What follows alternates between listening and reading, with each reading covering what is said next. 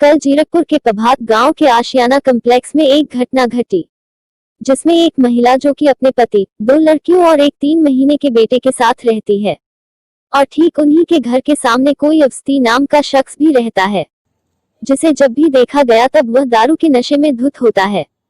दारू तक तो ठीक है, लेकिन वह दारू पीकर सोसाइटी में खड़ा होकर गंदी गंदी गालियां देता है। इस पर महिला के पति विकास कुमार ने 1 हफ्ता पहले जब अवस्थी को डांटकर गालियां रोकने के लिए कहा तो वह डर गया और मामला सुलझ गया, लेकिन यह किसे पता था कि अवस्थी मौके की फिराक में था। महिला का पति 2 दिन से कहीं बाहर गया हुआ था, जिसका फायदा उठाकर अवस्थी ने अपनी पत्नी वंदना को महिला के घर भेजा और उसकी पत्नी वंदना ने दरवाजा खोलते ही महिला के ऊपर वार कर दिया और लगातार उसे मारती रही। यही नहीं बल्कि जो महिला का 3 महीने का बच्चा था उसे भी उठाकर पटक दिया, जिस पर मोहल्ले वासी इकट्ठे हो गए, लेकिन कोई छुड़वाने नहीं आया। ऐसे में 2 महिला सामने आए जिन्होंने वंदना को कहा कि आप ठीक नहीं कर रहे और उन्होंने गर्मा गर्मी शांत करवा दी। तत्पश्चात महिला ने पुलिस में फोन करके सारा माजरा बताया। पुलिस मौके पर पहुंची और पुलिस ने उन्हें मेडिकल करवाने के लिए ढकोली डिस्पेंसरी में जाने को कहा। डिस्पेंसरी जाने पर तबीयत ज्यादा बिगड़ी होने की वजह से महिला को दाखिल कर लिया गया और आज दोपहर लगभग 1 बजे और तबीयत खराब होने की वजह से सेक्टर 32 चंडीगढ़ रेफर कर दिया गया, परंतु कोरोना के चलते 32 सेक्टर वालों ने उनको मना कर दिया और कहा कि आप घर बैठकर दवाई लीजिए, यहाँ पर रहेंगे तो और ज्यादा बीमार हो जाएंगे। तो वह अपने पति के साथ घर वापस आ गई। इतना कुछ हो गया, लेकिन पुलिस ने अभी तक कोई भी कार्रवाई वंदना के खिलाफ नहीं की। इससे साफ है कि अगर पुलिस और पॉलिटिक्स में जान पहचान है तो जितनी मर्जी गुंडागर्दी की जा सकती है। मैडम क्या नाम है आपका? सर मेरा नाम निशा रानी है। कहाँ रहते हैं आप? मैं आशियाना कॉम्प्लेक्स जीरकपुर में रहती हूँ, AK सोसाइटी। ओके, अकेले रहते हैं? नहीं सर, मेरी फैमिली रहती है, साथ में मेरे हस्बैंड और मेरी 2 गुड़िया, एक लड़का है मेरा 3 महीने का। ओके, क्या मामला हुआ था कल? आप कल एडमिट हुए हैं, आज एडमिट हुए हैं? नहीं सर, मैं कल शाम को एडमिट हो गई थी। एक्चुअली बात यह है कि उसके हस्बैंड जो मेरे साथ लेडीज़ मारपीट करने आई थी, उसके हस्बैंड बहुत ज़्यादा दारू पीते हैं, ड्रिंक करते हैं बहुत ज़्यादा। तो वो सोसाइटी में बीच में खड़े होकर गालियाँ देते हैं, अपनी बालकोनी में बहुत गंदी गंदी गालियाँ देते हैं। तो 15 दिन पहले मेरे हस्बैंड का भी उनके साथ यही बात हुई थी कि आप सोसाइटी के बीच में खड़े होकर क्यों आप इतनी गंदी गंदी गालियाँ देते हैं, सबके घर में धी बहन है। तो उन्होंने मेरे हस्बैंड के साथ भी मार पिटाई की, तो उन्होंने कोई वो नहीं किया। तो ये मामला ऐसे ही बातचीत में ही सॉल्व हो गया। तो मेरे हस्बैंड बाहर गए हुए थे, तो उन्होंने इस चीज़ का मौके का फ़ायदा उठा के अपनी शाम के टाइम, पहले तो सवेरे हमारे वहाँ के जो शम्मी प्रधान है वो सुबह उसकी हस्बैंड और वाइफ दोनों जने मेरे पास आए और उन्होंने मेरे को कहा कि भाभी जी आपके लिए ये बात ठीक नहीं है कि आपको क्या मतलब है, जब सोसाइटी के बीच में कोई लोग नहीं बोलते तो आप क्यों एक्शन उठा रहे हो, आपको क्या ज़रूरत पड़ी है कि सोसाइटी के बीच में चाहे वो गालियाँ दे, उसने दारू पी हुई है। तो मैंने उसको कहा, मैंने कहा भैया ये तो है तो गलत बात है ना, सबके घर में धी बहने हैं, कि उसको क्या मतलब है कि यहाँ पे आके वो इतनी गंदी गंदी गालियाँ दे रहा है। तो वो मेरे को कहने लगे कि भाभी जी आप अपनी बालकोनी का दरवाज़ा बंद कर लो, आप अपने अंदर बैठ जाओ, आपको क्या ज़रूरत पड़ी है, जब कोई नहीं बोलता तो आप क्यों आवाज़ उठा रहे हो। तो मैंने कहा भैया ये तो गलत बात है, मैं तो उसको बोलूँगी। तो वो कहते हैं आप इसका नतीजा आप खुद ही भुगतोगे। फिर वो इतनी बात मेरे को ये बात कह के मेरे को चले गए। वो कहते ये वो भी आपके लिए बहुत अच्छी बात नहीं है। तो शाम के टाइम उसकी वाइफ आई तो उसका नतीजा मेरे को ये मिला है।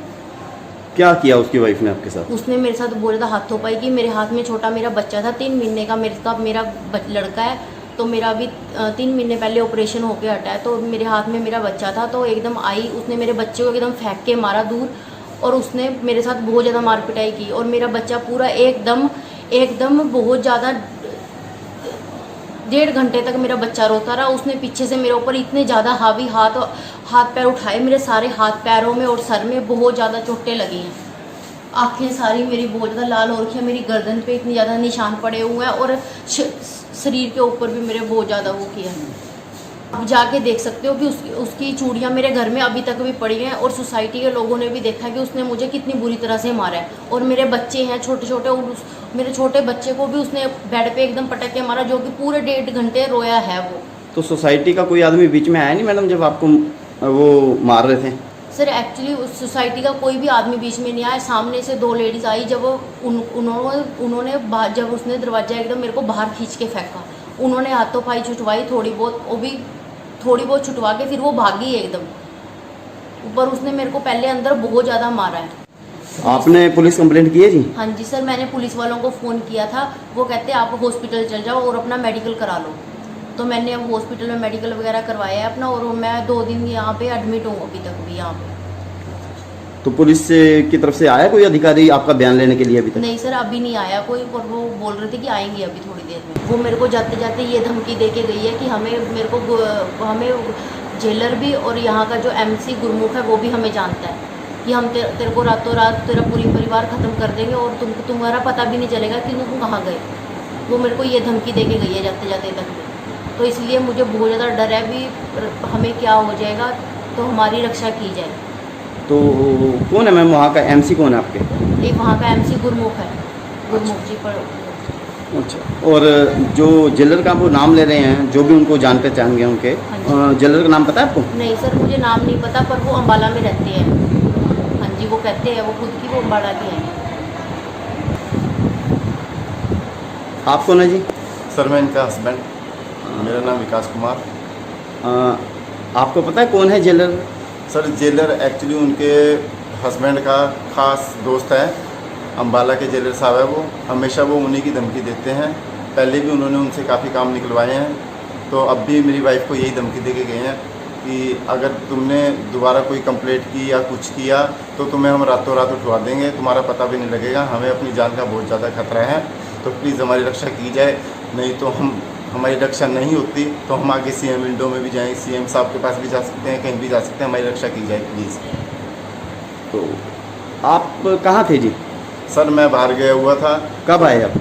सर मैं कल मेरी वाइफ को जब मारपीट की तो मेरी बड़ी गुड़िया का फ़ोन आया कि पापा मम्मी को बहुत ज़्यादा मार रहे हैं, तो आप प्लीज़ आइए। तो मैं तुरंत कुछ टाइम पहले मैं आ नहीं पाया, तो पुलिस वहाँ पर आ गई थी, मेरी वाइफ हॉस्पिटल पहुँच गई थी, तो मैं सीधा हॉस्पिटल में ही पहुँचा हूँ। तकरीबन मेरे को 1.5 घंटा लग गया था सर हॉस्पिटल पहुँचते हुए। अब मैं अपनी वाइफ के साथ हॉस्पिटल में हूँ। हमें घर जाते हुए भी डर लग रहा है क्योंकि वो हमारे साथ दोबारा जाके मारपीट ना करें। क्या चाहते हैं आप?